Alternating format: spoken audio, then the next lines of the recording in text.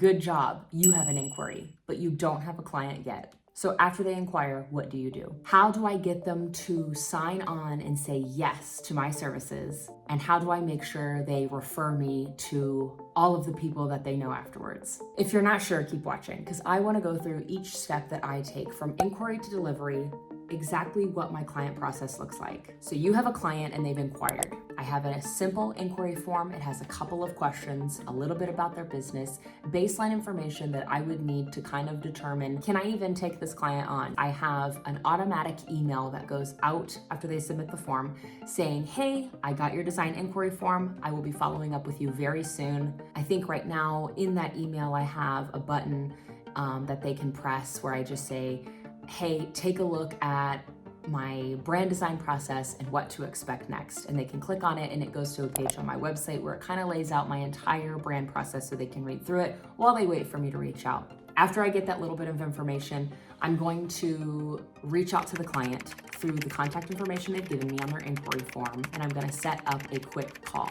I usually like to do this through a video call. You can use Zoom or any platform that works for you. So we're gonna talk about their business, their needs.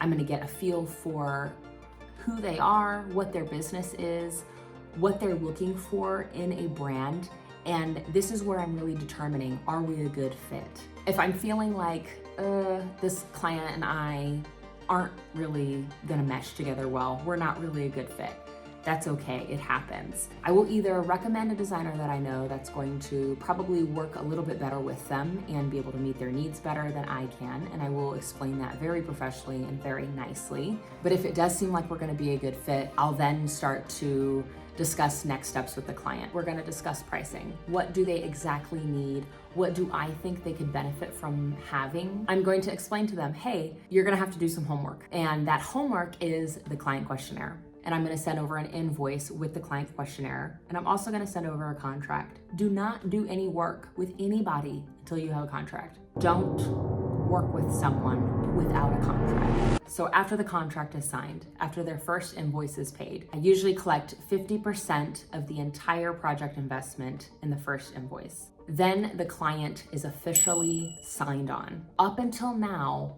the inquiry stage, the sales call, which is the quick call that we need to hop on, and talking about the services, those are where you're gonna lock in the client. They're just an inquiry up to this point, and you have to sell them on your services. You wanna be ready, you wanna be prepared, and you wanna sound like you are confident and you know exactly what you're doing. Even if you don't, we're gonna fake it till we make it. That is the motto around here. Because guess what? You know way more than you probably think that you do. Even if you're brand new to working with clients and being a creative and providing services, you just need to get started. Everyone starts somewhere, always remember that. So we've locked in the client, they've paid their invoice, and they have signed their contract. We are now gonna wait for that client questionnaire. This is an in-depth document, and I'm gonna explain, take your time with this. Take a week, take 2 weeks. Fill this out to the best of your ability, and all of this information is gonna help me with your brand strategy. Usually clients, in my experience, will send everything fairly quickly. They're gonna fill out that questionnaire, they're going to send the contract and pay the invoice all around the same time. If they've paid their invoice and they've signed the contract, it's very rare that I don't have that client questionnaire come in. If not right away, maybe a day or two later. So then we get into one of my favorite parts of the brand identity process, and that's strategy. We're gonna strategize. This is kind of where I'm gonna put together a brand strategy document. I am gonna take all the information that I get from the client questionnaire. I can do it in a completely separate video on the client questionnaire itself because it is so helpful. Even if I don't use the information, it's good to know and it helps somewhere during the strategy process. We are gonna look at the client's business and we are gonna look at their mission, their goals. We're gonna look at their preferences, their likes and dislikes, and then we kind of want to look at industry cliches. I am currently working on a brand for a HR consultant, and when I was researching the industry, a lot of cliches or overused icons or colors that are very common in the space. A lot of it is, like folding hands and the silhouettes of two people standing next to each other, or a stack of papers and a pencil, like very simple but overused icons in the industry for marketing materials, brands, etc.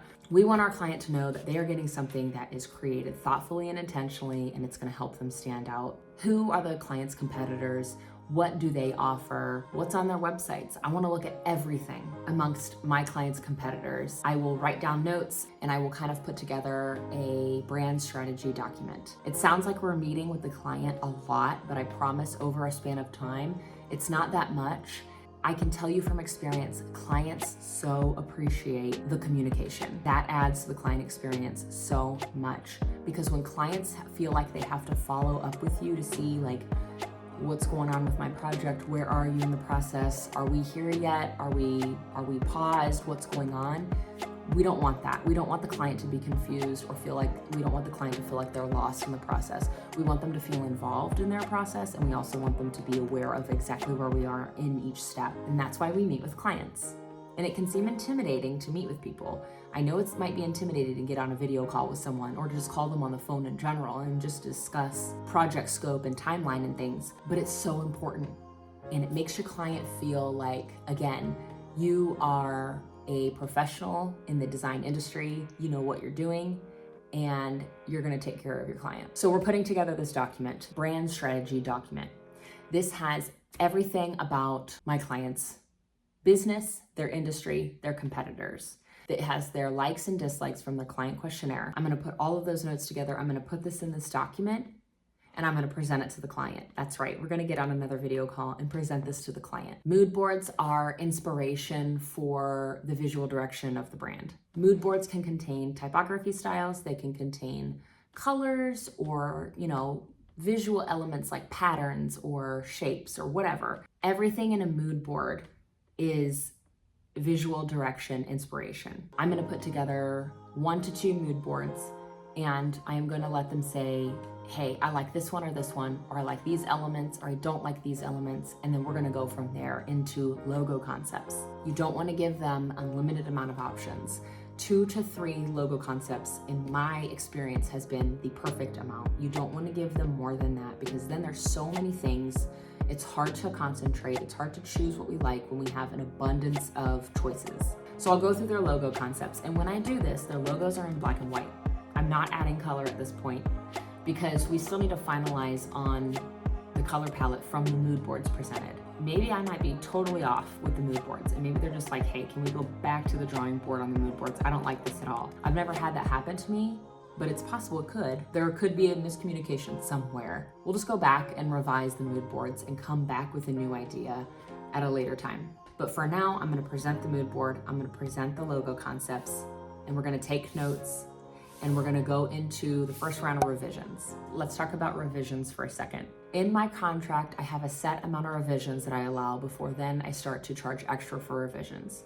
You don't wanna have unlimited revisions or you will be working on this brand identity for a long, long time. So have it clear on revisions. But right now, we've presented the mood board, we've presented our logo concepts, and we're gonna revise based on their feedback. Depending on the client, you don't necessarily have to hop on a video call every single time you go through revisions. Sometimes an email might be sufficient. I like presenting because I can kind of explain things better. I made the mistake early on in my creative career, assuming that people had the same technical skills that I did, or assuming that reading through an email would be sufficient enough to explain my design defense or explain my process, whenever sometimes it's better if people hear what you have to say. You can go into further detail if you're on a call or on a video chat. You can answer questions right away for clients that then they don't have to wait for you to reply to an email for. There's just a lot of benefits to hopping on a call quickly and just going through things and talking through a process. After revisions are complete, the client finalizes on a logo concept. We're gonna create our sub logos or whatever materials that the client has chosen with whatever services that you provide. We're gonna put together the brand guidelines document. This is a document where I have created with my first branding client, and then I have saved that and I use it as a template basically. This is something that I do absolutely present. This is gonna be the first document that they see that is full of their new branding for their business. I'm going to talk about their color palette. I'm going to talk about the typography choices. If they needed print materials for marketing, if they needed social media templates or anything like that, we're going to go through all of that. And then at the end, I will ask if they have any questions. I'll explain to them how to download files if they need help with that. Basically start the offboarding process. After that presentation, I'm going to send everything over to them, and I'm going to just send one last email thanking them for their time, thanking them for letting me be a part of their brand identity creation. I'm going to give them an opportunity to provide me feedback. I'll include a way for them to leave a review if they would like to do so, and I will wish them well. And just like that, we're done. Easy peasy, right? The most important aspect of this entire process is the client experience. And if your client has a good experience with you, they're going to recommend you to other people. When a client inquires, how are you following up?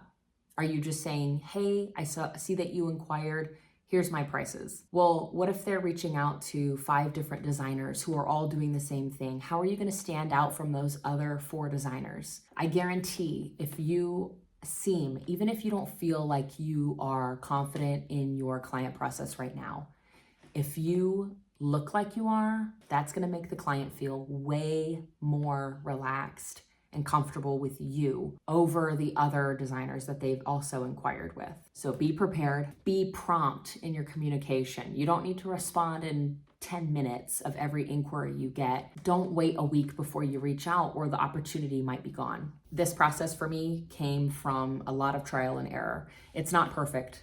Things change as we learn and grow, right? What do you do specifically that helps you in your client process? Or what do you do for your clients that helps you kind of stand out in the crowd of designers? Leave a comment. You never know who might benefit from it. I'm Heather, by the way, and if you are into graphic design or photography or anything creative, subscribe. Click the bell so YouTube can tell you when I've haphazardly pressed the publish button on my videos, and I'll see you in the next video.